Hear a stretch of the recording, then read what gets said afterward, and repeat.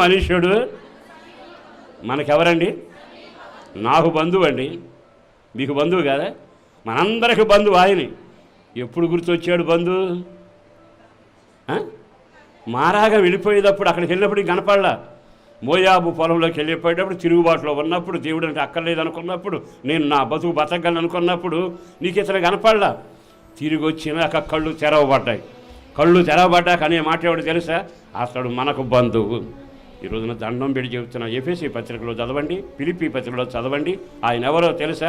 ఆయన కుమారుని రక్తం ద్వారా మనల్ని క్షమించాడు, మనల్ని కడిగాడు. దూరస్థులమైన మనలను ఆయన సమీపస్తులుగా తీసుకొచ్చాడు.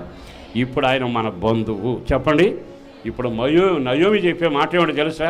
అమ్మా, ఈ మధ్య నువ్వు కొత్తగా వచ్చావు ప్రభులోకి, నా వెంట వచ్చావు కదా, అది ఆ పొలము దేవునిది, ఆ పొలము బోయాదిది. ఆయన ఎవరో తెలుసా? వచ్చిన వారికి బతికిన వారికి అందరికీ మేలే చేస్తాడు, కానీ కీడు చేయడు నా దేవుడు. మరొక మాట చెప్పనా? ఆయనే మనకు బంధువు, సమీప బంధువు. అందరూ ఆమె అని చెప్పండి. ఈరోజు చివరి మాటగా చెప్పగలిగింది, దేవుడు నీకు సమీప బంధువేనా? దేవుడు నీకు సమీప బంధువేనా? సమీప బంధువు కావాలి అనుకుంటే ఆయన రక్తం ద్వారా కడగబడాలి. ఆయన రక్తం ద్వారా కడగబడితే నీవు సమీప బంధువు అవుతావు. సరే.